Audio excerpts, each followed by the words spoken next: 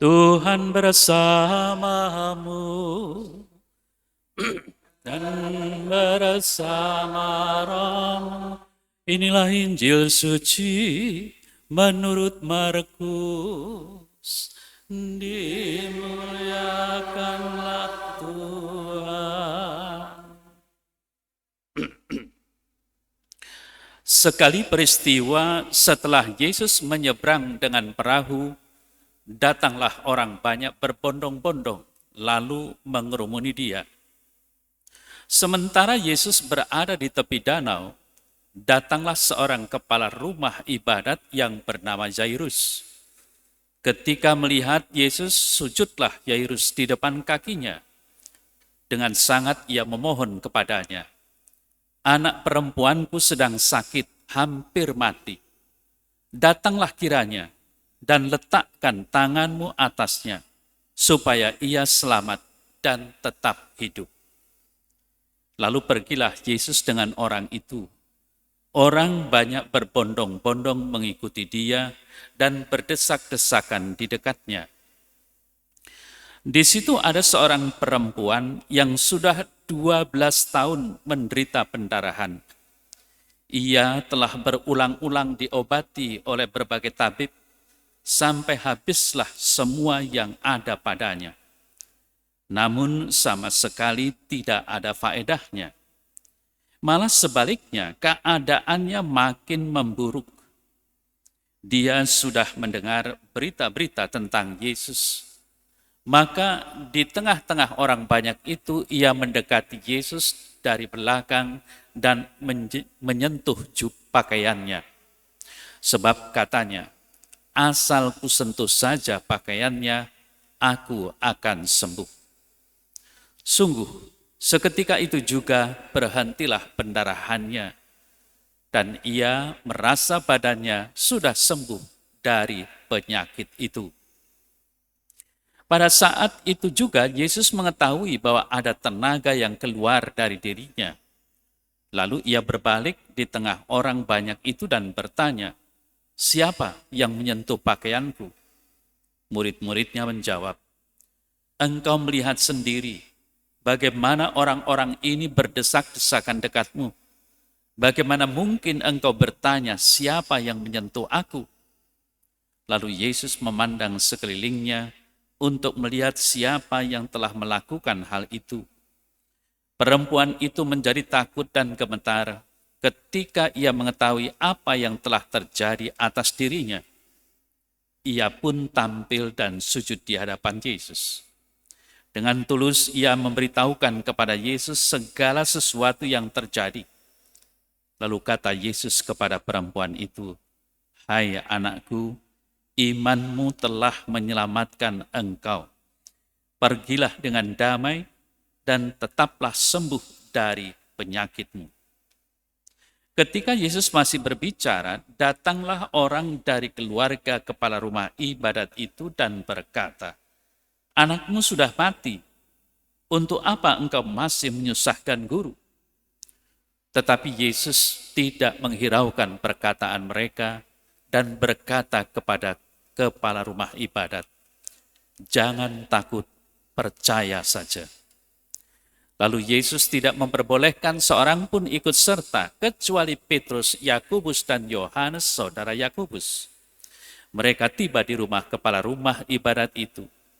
Di sana Yesus melihat orang-orang ribut, menangis, dan meratap dengan suara nyaring. Sesudah masuk, Yesus berkata kepada orang-orang itu, "Mengapa kamu ribut dan menangis?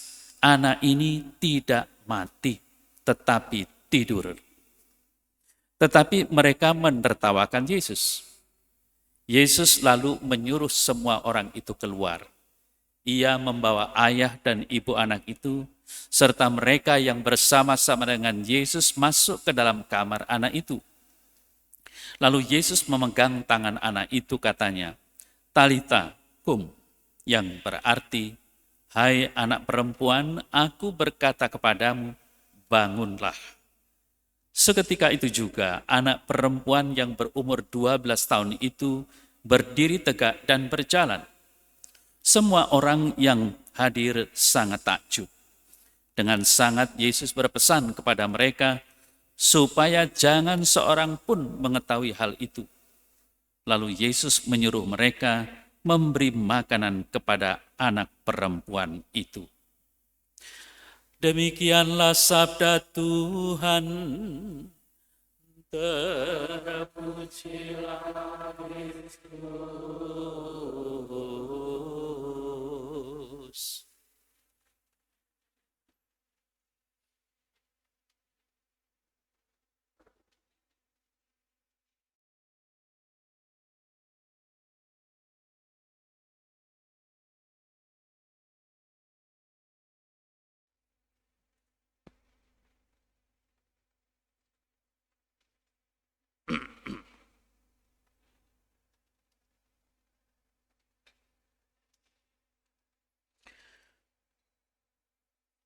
Saudara-saudari yang terkasih, saya mengajak Anda semua pertama-tama merefleksikan apa yang tadi kita dengar dari bacaan pertama yang diambil dari kitab Kebijaksanaan. Dikatakan dengan jelas, walaupun tadi kita sudah mendengar mungkin hanya sekilas. Dikatakan demikian, Allah tidak menciptakan maut dan ia pun tidak bergembira kalau makhluk yang hidup musnah binasa. Maksudnya tidak lain, kalau Allah itu menciptakan manusia karena kasih-Nya, mengharapkan manusia yang diciptakan itu tetap hidup, tidak binasa. Lalu kalau dikatakan bahwa Allah tidak menciptakan maut, berarti yang namanya maut itu datangnya bukan dari Allah. Perhatikan, seringkali kita menggunakan kata-kata yang pengertiannya kurang tepat. Kita membayangkan kalau ada orang yang meninggal dunia, apa yang dikatakan? Tuhan Allah telah mencabut hidup manusia. Kan begitu? Berarti seolah-olah Allah menciptakan manusia supaya hidup, tiba-tiba Allah mematikan manusia. Logikanya itu masuk atau enggak? Mengapa? Karena Allah itu menghendaki manusia tidak binasa, tetap hidup. Berarti tidak mungkin Allah mencabut nyawa. Lalu kita tahu, dalam surat Paulus kepada jemaat di Roma dikatakan, upah dosa adalah maut. Artinya apa? Kalau ada orang yang menderita berat lalu mati, itu bukan karena Allah mencabut nyawa, tetapi akibat dari dosa. Nah, lalu bagaimana kita harus merenungkan hal ini? Kita sadar bahwa setiap manusia yang lahir ke dunia sudah membawa dosa yang disebut dosa asal. Berarti tidak ada manusia yang tidak berdosa. Lalu berikutnya, kita sebagai orang-orang yang sudah dibaptis, dosa asal itu sudah dilenyapkan. Berarti apa? Berarti ada kemungkinan dan diberi kemungkinan orang ini kembali kudus dan selamat. Lalu apa yang terjadi berikutnya?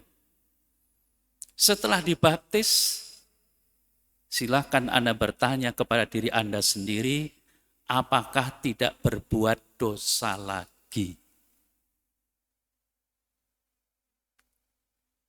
Nah, kalau Anda menjawab bahwa ya, saya berdosa lagi dan sering jatuh ke dalam dosa, kita bisa menyimpulkan ujung-ujungnya semua manusia akan mati. Tapi bukan karena Allah mencabut nyawa, tetapi pertama-tama karena dosa. Sadar nggak itu kira-kira? Lalu dikatakan, sebaliknya ia menciptakan segala sesuatu supaya ada. Dan supaya makhluk-makhluk jagat menemukan keselamatan. Racun yang membinasakan tidak ditemukan di antara mereka, dan dunia orang mati tidak merajai bumi. Maka kesucian mesti baka atau kekal. Sebab Allah telah menciptakan manusia untuk kebakaan, untuk kekekalan, dan menjadikannya gambar hakikatnya sendiri. Tetapi karena dengki setan, maka maut masuk ke dunia. Dan yang menjadi milik setan mencari maut itu. Tadi saya katakan, mengutip Paulus, upah dosa adalah maut. Maut itu ada karena setan. Dan setan itu mencari maut. Hubungannya kemana? Neraka. Sangat jelas di situ. Nah, lalu apa yang bisa kita renungkan dari pewartaan dari kitab atau Alkitab atau dari Injil yang baru saja kita dengar tadi? Kalau tadi saya katakan bahwa Allah menciptakan manusia supaya manusia itu selamat, dan Allah tidak menghendaki manusia itu kena musibah atau binasa, maka kejadian yang baru saja kita dengar tentang anak Zairus dan wanita yang menderita pendarahan selama 12 tahun, apa yang dibuat oleh Yesus? Yesus menyembuhkan perempuan yang punya penyakit pendarahan yang sudah 12 tahun dan membangunkan anak Zairus yang dikatakan oleh Yesus tadi tidak mati tetapi tidur. Kalau orang mati itu dibangkitkan. Kalau orang tidur itu dibangunkan. Itulah arti talita kum.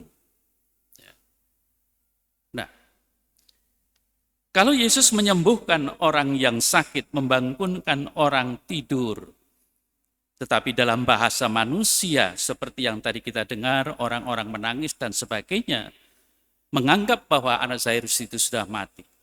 Oke, Yesus juga bisa katakan membangkitkan orang mati. Sama dengan ketika Yesus itu membangkitkan Lazarus. Nah, lalu bagaimana? Saudara-saudari yang terkasih, perempuan yang sakit pendarahan selama 12 tahun, Anda bisa membayangkan orang yang menderita pendarahan selama 12 tahun itu penderitaannya itu bagaimana? Kalau Anda menjadi perempuan itu, pastilah menderita frustrasi dan takut, bahkan kemudian inginnya mati. Dengan kata lain, wanita itu tidak punya pengharapan lagi. Tetapi apa yang dikatakan wanita tadi ketika melihat Yesus, asal ku sentuh saja pakaiannya, aku akan sembuh. Ini keyakinan, ini kepercayaan yang sangat sederhana dan tidak masuk akal. Tapi itulah keyakinan perempuan itu. Dan ternyata setelah dia menyentuh, sungguh-sungguh menakjubkan. Dia sembuh. Lalu bagaimana reaksi Yesus? Awalnya agak marah karena merasakan ada tenaga yang keluar dari dirinya. Tetapi setelah mengetahui dan dengan polos wanita itu mengatakan apa yang terjadi, lalu apa yang dikatakan Yesus sangat jelas. Hai anakku, imanmu telah menyelamatkan engkau. Pergilah dengan damai dan tetaplah sembuh dari penyakitmu. Ini menjelaskan kepada kita semua. Iman yang sangat simpel, sederhana, namun sungguh-sungguh dihayati, menghasilkan sesuatu. Dan Tuhan Yesus itu berkenan, sehingga wanita itu sembuh. Ini peristiwa yang pertama. Lalu yang kedua, bagaimana dengan anak Zairus? Kita tahu, anak Zairus dikatakan pada awalnya hampir mati. Kalau dikatakan hampir mati, sebentar lagi akan mati. Maka ketika Yesus dalam perjalanan menuju rumah itu, lalu terjadi peristiwa wanita yang pendarahan sembuh, orang datang melapor, anakmu sudah mati. Untuk apa menyusahkan guru? Tidak ada gunanya. Tapi apa yang dikatakan oleh Yesus kepada Zairus? Jangan takut, percaya saja. Lalu apa yang terjadi? Anak Zairus yang sudah umur 12 tahun itu, ketika Yesus memegang tangannya dan mengucapkan talita kum, bangunlah, anak itu seketika bangun. Dari dua peristiwa ini, baik perempuan yang punya penyakit pendarahan 12 tahun, kemudian anak Zairus yang seumur 12 tahun sudah dianggap mati, hidup kembali. Ini semua berkat keyakinan, berkat kepercayaan yang sangat sederhana. Bayangkan, wanita yang sudah sakit pendarahan 12 tahun dengan meyakinkan diri, asal ku sentuh saja pakaiannya, aku akan sembuh. Lalu Zairus yang mendengarkan perkataan Yesus, jangan takut, percaya saja. Sembuh. Ya. Nah, maka dari itu sudah terkasih. Sekarang kita boleh bertanya terhadap kita masing-masing. Kita orang beriman, iya, beriman. Percaya akan Yesus, iya. Percaya Yesus akan menyembuhkan seperti yang dikatakan dalam Injil? Mungkin berpikir dua kali. Padahal kita harus meyakini apa yang dilakukan Yesus dulu, kuasanya juga berlaku sampai sekarang. Tapi mengapa dulu orang percaya, sekarang orang ragu-ragu? Padahal seperti yang tadi saya katakan dalam kitab kebijaksanaan bacaan pertama, sangat jelas. Allah menciptakan manusia bukan untuk kebinasaan, tetapi untuk keselamatan, kekekalan, atau kebakaan. Lalu ternyata dalam pengalaman hidup perempuan yang sakit pendarahan maupun anak Zairus yang dikatakan sudah mati, hidup kembali, perempuan itu sembuh. Nah, berarti di sini memang menjadi pertanyaan bagi kita semua sebenarnya. Seharusnya orang yang percaya tidak perlu takut. Bayangkan saja, kalau kita mempunyai kepercayaan yang besar, Walaupun kita harus berjalan di tengah malam yang gelap, karena kita percaya Tuhan bersama kita, saya tidak takut, berjalan kita. Tetapi pada awalnya kita takut, tidak akan berjalan. Demikian juga kalau kita berkendaraan. Bayangkan kalau kita mulai mencoba belajar sepeda, belajar motor, belajar mobil. Kalau rasa takut itu selalu menyelimuti diri kita, apa yang terjadi? Mungkin akan kecelakaan. Tetapi kalau kita merasa percaya bahwa kita bisa, karena Tuhan itu sungguh akan menolong diri kita, kita punya keberanian untuk melakukan itu. Nah, maka dari itu, saudara terkasih, percaya itu menjadi sangat penting dalam kehidupan kita sebagai orang-orang beriman untuk menempuh perjalanan hidup kita. Perjalanan hidup yang boleh dikatakan soal derita, penderitaan itu selalu akan ada di dalam kehidupan ini. Tetapi karena kita percaya, tujuan Allah itu menyelamatkan manusia, terutama keselamatan yang kekal, maka kita jangan pernah takut. Kita jangan dikuasai oleh situasi keadaan, tetapi kita harus menguasai keadaan. Mengapa saya katakan demikian? Karena dari contoh-contoh tadi sangat menjelaskan bagi kita semua, seringkali kita sudah takut sebelum melaksanakan karena kita tidak percaya. Akhirnya apa? Kita dikuasai oleh keadaan, dikuasai oleh situasi. Padahal kalau kita orang yang sungguh beriman, justru kitalah yang harus menguasai itu dengan rasa keberanian karena kita beriman, karena kita percaya akan Tuhan. Amin.